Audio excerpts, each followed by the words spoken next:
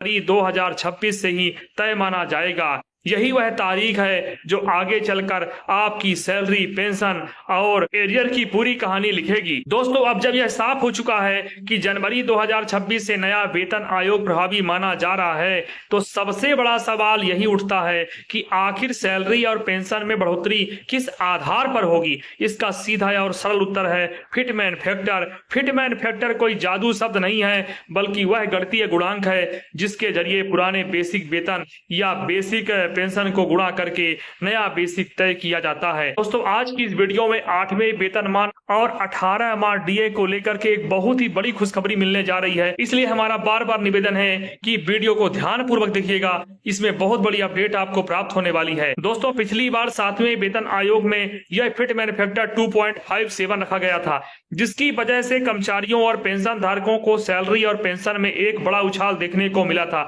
इसी वजह से आज भी बहुत से लोग उम्मीद लगाए बैठे हैं कि 8वें वेतन आयोग में भी 2.57 या उससे ज्यादा फिटमैन फैक्टर मिलेगा। लेकिन जब हम भावनाओं से हटकर वास्तविकता और गणना की दुनिया में कदम रखते हैं तो तस्वीर थोड़ी अलग नजर आती है। दोस्तों, फिटमैन फैक्टर मुख्य रूप से 2 आधारों पर तय होता है।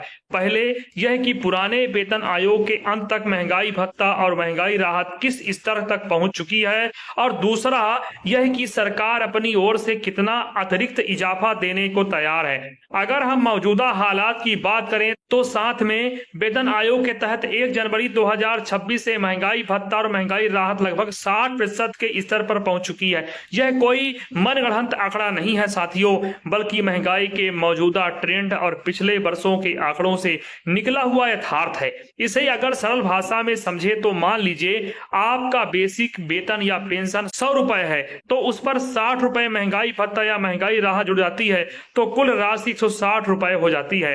दोस्तों, जब हम 160 को 100 से भाग देते हैं तो हमें 1.6 का आंकड़ा मिलता है। यह एक दशमलव आधार है जो केवल डीए और डीआर के आधार पर फिटमैन फैक्टर की नींव रखता है। दोस्तों, यह समझने वाली बात है। लेकिन दोस्तों, कहानी यही खत्म नहीं होती, क्योंकि सरकार अपनी ओर से भी कुछ अतिरिक्त बढ़ोतरी देता है, जिसे गवर्नमेंट इंक्रीज कहा जाता है। पिछली बार 7वें वेतन आयोग में सरकार ने लगभग 14% का अतिरिक्त इजाफा किया था। उस समय भी कर्मचारियों की अपेक्षाएं काफी ऊंची थी, लेकिन अंततः जो फैसला आया वह इसी के आसपास रहा। आज की परिस्थितियों में जब सरकार पर राजकोषीय घाटे का दबाव है, बड़े पैमाने पर सामाजिक योजनाओं पर खर्च हो रहा है और आर्थिक संतुलन बनाए रखना एक बड़ी चुनौती है। दोस्तों, तब ये उम्मीद करना कि सरकार 40 या 50% का अतिरिक्त इजाफा कर देगी, जमीनी हकीकत से काफी डर लगता है। इसलिए अगर एक यथार्थवादी और संतुलित अनुमान लगाया जाए तो सरकार की ओर से लगभग 20% का अतिरिक्त इजाफा मानना ज्यादा व्यवहारिक प्रतीत होता है।